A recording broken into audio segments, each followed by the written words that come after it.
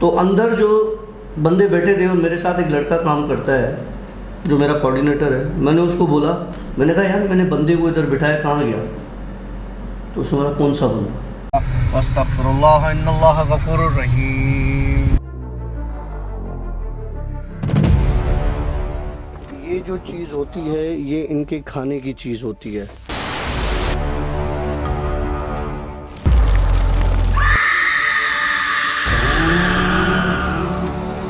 Alright friends, अस्सलाम वालेकुम, welcome to yet another आशी डेली व्लॉग्स और जिन स्टोरी के साथ मैं हूं आशी और हमारे साथ मौजूद है डॉक्टर काशिफ। अस्सलाम वालेकुम। सब ठीक है? क्या हो गया? कापरे मिलाते हुए तेरे आने के बाद बहुत लोगों के हाथ कांपते, तू अपने हाथ कपा रहा है।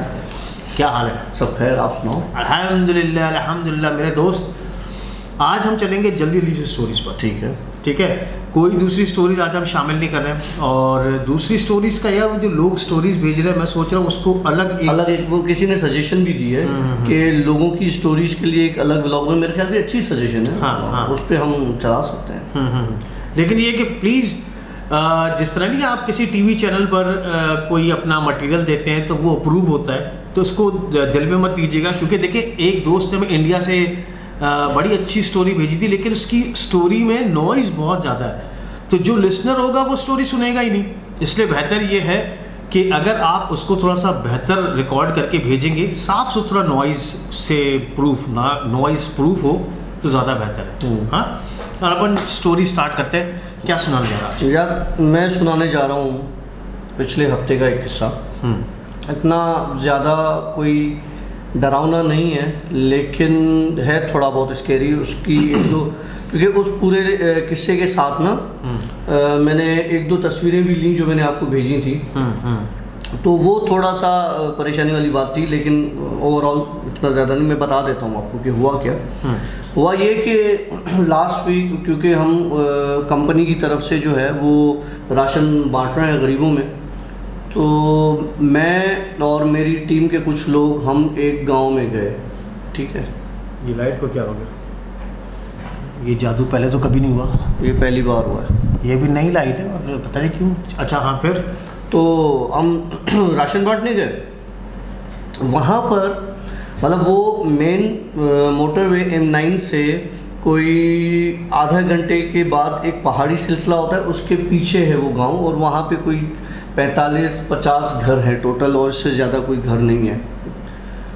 तो होता ये है कि हम लोगों को पहले बिठा देते हैं कोई एक प्रॉपर जगह देखकर, और वहाँ से फिर हम एक एक बोरी उतार के लोगों को देते आते हैं, और नाम और CNI इस तरह से एंटर करते आते हैं। तो अभी हमने वहाँ पे गाड़ी खड़ी की थी और लोग जमा शुरू हो गए थे आना। मैंने देखा आम गांव जो था उससे हट के जो 40-45 घर थे, उससे हट के कोई दूर ना एक घर बना हुआ था। घर नहीं था प्रॉपर, मतलब झुग्गी टाइप तिनकों के साथ, और इस तरह से जिस तरह एक शेड होता है उस तरह की एक चीज़ बनी हुई थी। तिनकों की बनी हुई, तिनकों की, लेकिन घर की तरह की, शेड की तरह, जिस तरह कच्चा घर। ठीक है, कच्चा तिनकों का घर समझ लो, झाड़ियों से बनाया हुआ है इस तरह से। तो मैं थोड़ा सा उस जगह को छोड़ के जहाँ पे राशन बट रहा था, वहाँ से कोई 25-30 कदम आगे चला गया मैं, और मैं उस जगह को गौर से देखने लगा। क्योंकि एक बिल्कुल गांव से हटके थी एक जगह ना, छोटा सा, हो सकता है कोई वहाँ पे पानी वाली ट्यूबवेल लगा हुआ हो, कोई और सिलसिला, कुछ भी हो सकता है। पानी क्योंकि है तो सारा पहाड़, वहाँ पे पानी, कुदरती पानी तो है नहीं इतना ज़्यादा।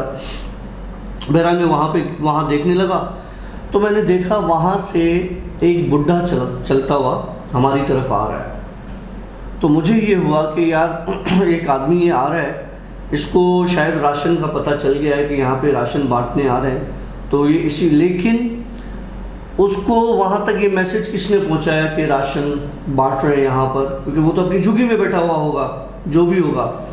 लेकिन चलो, हो सकता है उसने गाड़ी आते हुए जाते हुए देख ली और वो आ रहा हो, ये बात भी समझ में आती है मुझे। बहरहाल वो वहाँ से पैदल चलता हुआ आ रहा है। अब मैं उसको देख रहा हूँ, उसकी स्पीड इतनी कम थी कि मुझे लग रहा था कि भाई ये तो रात तक इधर पहुँचेगा, लेकिन वो आहिस्ता आहिस्ता तेज़ी से बढ़ना शुरू हुआ।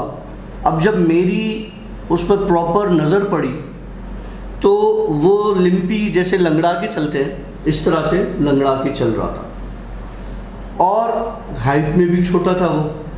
एक जो बड़ी बात थी, उसकी एक टांग छोटी थी, एक टांग बड़ी थी, और वो होगा कोई 95-96 ईयर्स का, इतनी बड़ी उम्र का, और कुबड़ा था, मतलब उसकी कुब निकली हुई थी, मतलब थोड़ा सा झुका हुआ था। हाँ। ठीक है। बहरहाल वो जब मेरे बिल्कुल करीब पहुंचा तो मैंने ये दिल में डिसाइड कर लिया कि मैं सबसे पहले राशन इसको दूंगा, क्योंकि इसके पाँव में चप्पल तक नहीं है, ये वहाँ से चलता हुआ आया है, तो ये डिजर्विंग है पहले इसको, और तो लोग बैठे हुए पहले इसको देखे, और किसी लड़के के हवाले कर दूंगा कि जाओ इसके साथ हेल्प कर दो और वहाँ पे छुड़वा के आ। ठीक हो गया। ये जब मेरे सामने से पहुँचा तो मैंने उससे बात की, मैंने कहा आ जाओ राशन दूँ तुम्हें ना, तो कहने लगा कि मुझे पता है कि राशन बट रहा है। तो मुझे अंदाज़ा हो गया कि इसने देख लिया होगा। बहरहाल मैं इसको ले आया और इसको जहाँ पे और लोग बैठे हुए थे, हमने एक छोटा सा कमरा किया हुआ था जिसमें हम 4 बंदे या 5 बंदे बिठा रहे थे सोशल डिस्टेंस के हिसाब से ना, और फिर वहीं पे एक एक बंदा बुला के और हमने राशन दे रहे थे। तो इसको मैंने पहले कमरे में बिठाया, मैंने बोला मैं आपको बुला रहा हूँ, मैं उसी कमरे के दरवाजे पे खड़ा था, मैंने कहा मैं आपको बुला रहा हूँ उधर से, जब राशन हम ये खोल देंगे तो आपको देंगे और आप चले जाए, लड़का साथ दूंगा। बोला ठीक है। काफ़ी लोग थे, कोई 150-200 लोग थे उस वक्त वहाँ पे मौजूद। अच्छा। जब उसको मैंने बिठाया, मुझे नहीं पता कि उसको और लोगों ने देखा नहीं देखा, मुझे नज़र आ रहा था, सिर्फ मैंने बात की, क्योंकि जब वहाँ राशन की वो जो ऊपर हमने रस्सी वस्सी बांधी हुई थी वो बंदों ने खोल दी, लेबर ने, और राशन की बोरी उतारी। मैंने कमरे में झांक के उसको बुलाना चाहा, क्योंकि मैं कमरे के दरवाजे पे खड़ा था, उसके कच्चा सा कमरा था, तो वो बाबा अंदर नहीं था। वो उसको खुद बिठा कर गया था? मैं खुद उसको वहाँ से जो 20-25 कदम के फासले पे खड़ा था उसको अपने साथ लेकर आया हूँ। मैंने उस कमरे में बिठाया है उसको, मैंने उसे कहा कि भाई आप इधर बैठो बाबा जी, आपको सबसे पहले राशन में आपको दूंगा। और वो इतना तेज़ चल नहीं सकता था कि रस्सी खुलने के बाद मैं झांकूं, और क्योंकि उसको वहाँ जाते हुए भी 15-20 मिनट लग ही जाते अपनी झुग्गी पर। तो जैसे ही मैं अंदर झांका तो बाबा नहीं था। अब मुझे हुआ कि पहले तो मुझे ये शक गया कि ये निकल गया यहाँ वहाँ से, क्योंकि नज़र मेरी इधर उधर हो सकती है, इंसान है। तो अंदर जो बंदे बैठे थे और मेरे साथ एक लड़का काम करता है जो मेरा कोऑर्डिनेटर है, मैंने उसको बोला, मैंने कहा यार मैंने बंदे को इधर बिठाया, कहाँ गया? तो उसने बोला कौन सा बंदा? फिर मैंने कहा भाई मैंने इधर बंदा अभी लाके बिठाया कि सबसे पहले राशन। बोला सर आप बात तो कर रहे थे, हमें नहीं पता आप किससे बात कर रहे थे। अच्छा, उन्होंने तुझे बात करते हुए भी देखा, लेकिन तू किससे बात कर रहा है? वो उनको नहीं, उन्होंने समझा कि ये रश में लगा हुआ है, अपने मुंह किसी न किसी से लगा हुआ है, किसी को बोल रहा है। मैंने कहा मैंने इस जगह पे उस बंदे को बिठाया है। तो उसने कहा अच्छा, अंदर जो 3 बंदे और बैठे हुए थे ना, उन्होंने बोला साहब हम तो आपको कह रहे थे 3 बंदों को बिठा के जा रहे हो, 4-5 लोगों का निशान आपने मारा है, तो बाकी 2 बंदों को भेजें, तो आप हमारी बात सुन ही नहीं रहे थे। फिर आगे क्या हुआ? अच्छा आगे क्या हुआ, जब ये हो गया वहाँ पे ये बात चल गई कि यहाँ पे बंदे को लाके बिठाया और गायब हो गया ये वो, तो वहाँ का जो चंगा था, जैसे थोड़े से बड़े वो होते हैं ना, जो उस एरिया के गांव के, तो उसने मुझे बोला कि ये था बाबा। मैंने कहा हाँ। बोला आपको कहाँ से नज़र आया, मतलब आप कहाँ से लाए? मैंने कहा वो सामने वो जो है ना वहाँ से। बोला 4 साल पहले उसका इंतकाल हुआ है। इन्ना लिल्लाहि व इन्ना इलैहि राजिऊन। तो जब 4 साल पहले उसका इंतकाल हो गया है तो वो यहाँ तक कैसे आया? अब वो इंतकाल की कहानी सुनो। बोला बारिशें नहीं हो रही थी, कहत था इस एरिया में पूरे में, और ये सच बात है कि इसमें उस एरिया में बारिशें नहीं हुई थी, ये पिछले साल से बारिशें स्टार्ट हुई हैं। बोला हमारे गांव में अभी लॉकडाउन की वजह से राशन बंट रहा है और लोग भी देकर जा रहे हैं, आते हैं। उस वक्त खाने का नहीं था और ये बाबा अपने झुग्गी में ही मर गया था। फिर इसको हमने 1-2 दिन के बाद जब हमें पता चला, यहाँ से पानी वानी लेने आता था, तो फिर हमने उसकी तदफीन की थी और फिर उसने मुझे उसकी कब्र दिखाई। कि इसकी कब्र गांव के बैक साइड पे छोटा सा कब्रिस्तान है, 40-50 कब्रें हैं, ये वहाँ पर है। अभी ये बात चल रही थी, मैंने लड़कों को बोला यार तुम लोग राशन बांट, क्योंकि जाते ही मेरे साथ ये हादसा हो गया। मैंने कहा राशन वाशन बांटो। मैं थोड़ा सा, अच्छा दिन का टाइम था, 2:30 बज रहे थे, 2 बज रहे थे, इतनी गर्मी थी उस दिन। मैंने कहा मैं दरख्त की छाँव में थोड़ा सा बैठ जाता हूँ, सांस ले लेता हूँ। मैं दरख्त की छाँव में कुर्सी लगाई, बैठा, सामने झाड़ियाँ थी, ठीक। अब मेरी नज़र पड़ी उन झाड़ियों पर।